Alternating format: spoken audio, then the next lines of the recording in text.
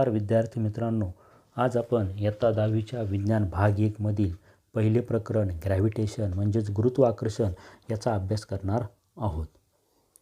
सुरुवातीला पाहूया can you recall मधील प्रश्न. First question, what are the effect of force acting on an object. एखाद्या वस्तूवर बल लावल्यास काय काय परिणाम होतात. Answer, a force can set a body in a motion. स्थिर वस्तू गतिमान होऊ शकते. कशामुळे? बल लावल्यामुळे. उदाहरणार्थ, स्थिर असलेला चेंडू पायाने मारला असता चेंडू काय झाला? गतिमान झाला. दुसरं, second point, a force can stop a moving a body. वस्तूच्या गतीला तुम्ही काय करू शकता? थांबवू शकता. बल लावल्यामुळे वस्तूच्या गतीला सुद्धा तुम्ही थांबवू शकता. Third, a force acting on a body can change the speed of the body. वस्तूच्या चालेमध्ये सुद्धा बदल घडून आणू शकता बल लावल्यामुळं. Fourth, a force can change the direction of motion of the body.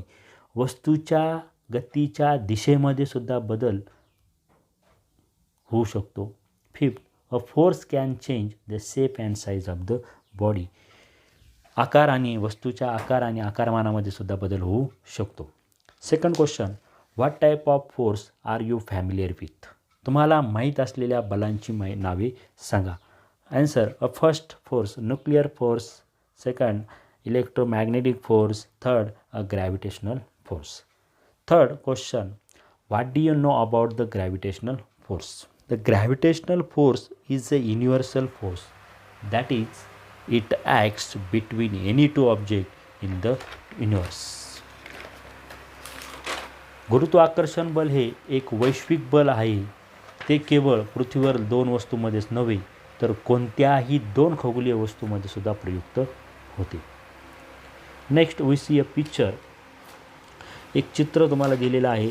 त्या चित्रामध्ये तुम्हाला पृथ्वी आहे आणि पृथ्वीवर एक सफरचंदाचं झाड आहे आणि सफरचंदाच्या झाडाखाली एक शास्त्रज्ञ बसलेला आहे. त्याचं नाव आहे सर आयझॅक न्यूटन.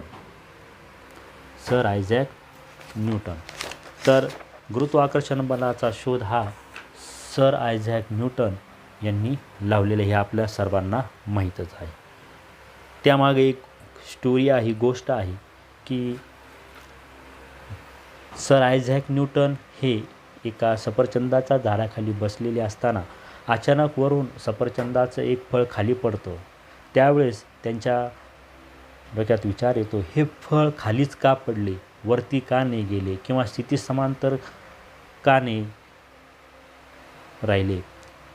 त्यावरून त्यांनी असा निष्कर्ष काढला की पृथ्वीचा केंद्र या वस्तूला म्हणजे सफरचंदाला आपल्याकडे काय करत आहे? आकर्षित करत आहे. यावरून सर आयझॅक न्यूटन यांनी गुरुत्वाकर्षण बलाचा शोध लावला. Next point, a force and motion. बल आणि गती. We have seen that a force is necessary to change the speed as well as the direction of motion of an object. एखाद्या वस्तूच्या वेगाच्या परिमाणात किंवा दिशेत बदल घडून आणण्यासाठी त्यावर बल प्रयुक्त होणे आवश्यकच आहे. Next, Newton's law of motion. न्यूटनने 3 लॉ या ठिकाणी मांडलेले आहेत. तर 3 लॉचा अभ्यास आपण आता करणार आहोत. हे तुम्ही इयत्ता 9वीमध्ये शिकलेला आहात. लॉ ऑफ मोशन ह्या पहिल्या प्रकरणामध्ये. The first law of motion, an object continues to remain at rest or in a state of uniform motion along a straight line unless an external unbalanced force act on it. जर एखाद्या वस्तूवर कोणतेही बाह्य असंतुलित बल कार्यरत नसेल तर तिच्या विरामावस्थेत ती स्थिर राहते किंवा गतिमान असेल तर त्या गतीमध्ये काय करते? सातत्य राखते. Second law of motion, the rate of change of momentum is proportional to the applied force and the change of momentum occurs in the direction of the force. संवेग परिवर्तनाचा दर म्हणजे the rate of change of momentum, संवेग परिवर्तनाचा दर हा त्या प्रयुक्त बलाशी समानुपाती असतो आणि संवेगाचं जे होणारं परिवर्तन आहे हे बलाच्या दिशेनेच होते. Third law of motion, every action force has equal and opposite reaction force which acts simultaneously. प्रत्येक क्रियाबल जे आहे त्या प्रत्येक क्रियाबलास समान परिमाणाचेच त्याच वेळी प्रयुक्त होणारे प्रतिक्रियाबल हे अस्तित्वात असते आणि या दोन्ही बलांच्या दिशा या एकमेकाच्या परस्पर विरुद्ध असतात.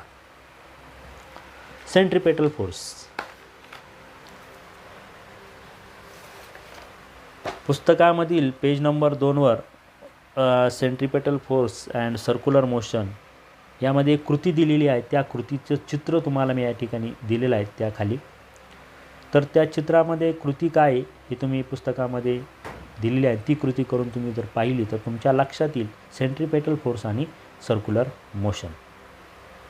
एक दोरी घ्या, त्या दोरीला एक दगड बांधा आणि जसं चित्रामध्ये दाखवले आहे त्या पद्धतीनं वरती हातामध्ये धरून त्या दगडावर दोरीच्या साहाय्याने काय करायचं, बल प्रयुक्त करायचं आहे.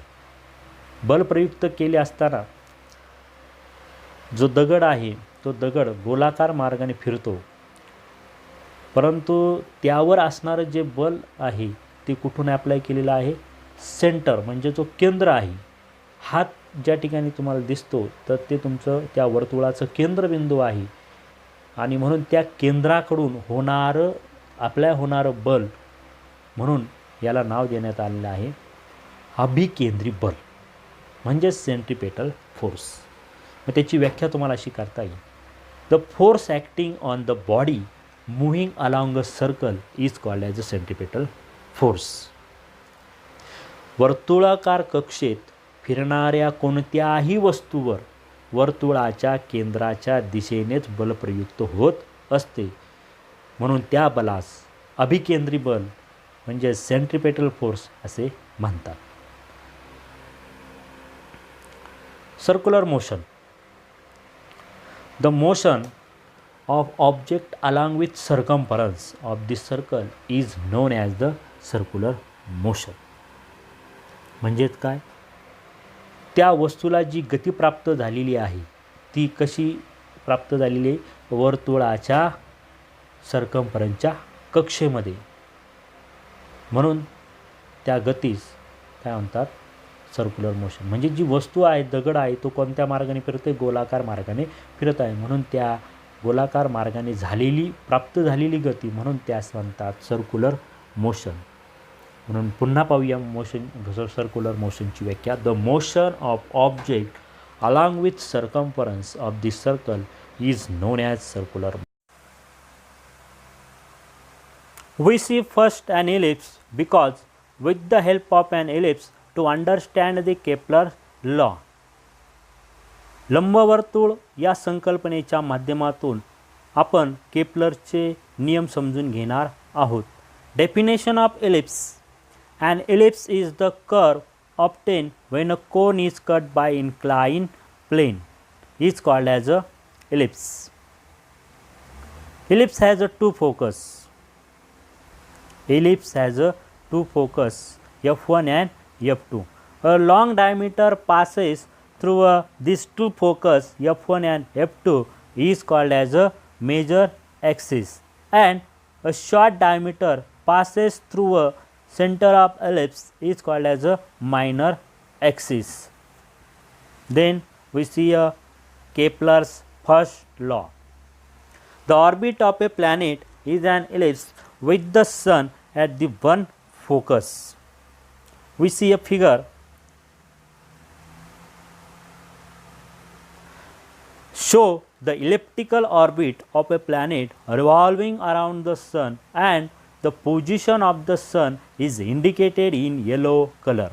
ग्रह हे सूर्याभोवती लंबवर्तुळाकार मार्गाने फिरतात, पण सूर्य त्या कक्षेच्या एका नाभीवर असतो.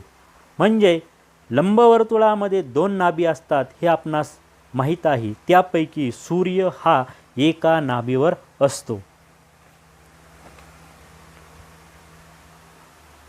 Kepler's second law. The line joining the planet and sun sweeps equal area in equal interval of time. ग्रहाला सूर्याशी जोडणारी सरळ रेषा ही समान कालावधीत समान क्षेत्रफळ व्यापते. In figure, AB and CD are distances covered by the planet in equal time. That is, after equal interval of time, the position of the planet starting from A and C are shown by B and D respectively. AB व CD ही ग्रहाने समान कालावधीत पार केलेली अंतरे आहे. म्हणजे समान कालावधीनंतर A व C पासून असलेले ग्रहाचे स्थान क्रमशः B व D ने दाखवले आहे. आकृतीत AS व CS या सरळ रेषा एका कालावधीत समान क्षेत्रफळ व्यापतात. याचाच अर्थ असा की the straight line AS and CS sweep equal area in equal interval of time. That is, the area of ASB and area of CSD are equal. Kepler's third law.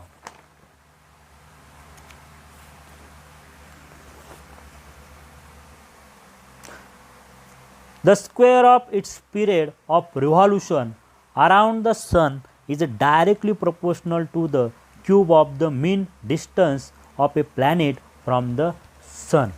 सूर्याची परिक्रमा करणाऱ्या ग्रहाच्या आवर्तकालाचा वर्ग हा ग्रहाच्या सूर्यापासूनच्या सरासरी अंतराच्या घनाला समानुपाती असतो. We see a figure. In this figure, T is the time taken by revolution the planet around the sun, and R is the distance between the sun and the planet. Then T square is directly proportional to the R cube. ग्रहाला सूर्याभोवती फिरण्यास लागणारा वेळ हा T, त्याचा वर्ग हा सूर्य व ग्रह यांच्यातील अंतराच्या घनाशी समानुपाती असतो.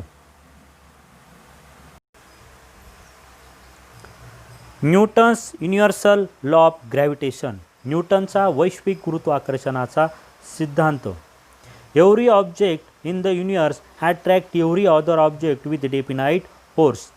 दिस force is directly proportional to the product of the masses of the two objects, and this force is inversely proportional to the square of the distance between them. विश्वातील प्रत्येक वस्तू इतर प्रत्येक वस्तूला ठराविक बलाने आकर्षित करत असते आणि हेच बल एकमेकांना आकर्षित करणाऱ्या वस्तूच्या वस्तुमानांच्या गुणाकाराशी समानुपाती व त्यामधील अंतराच्या वर्गाशी व्यस्तानुपाती असते.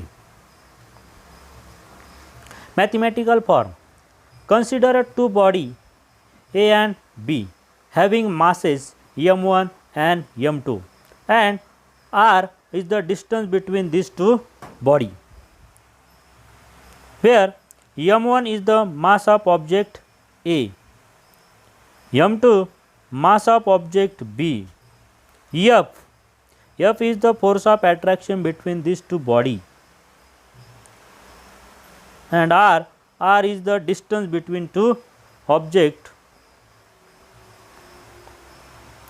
According to the law, F is directly proportional to the product of their masses. This equation numbered as 1. And the second, this force is inversely proportional to the square of distance between them. Is equation numbered as 2. From equation number 1 and 2, we get this equation, and F is equal to G m1 into m2 divided by r square, where G is a constant of proportionality and this is called as a universal gravitational constant.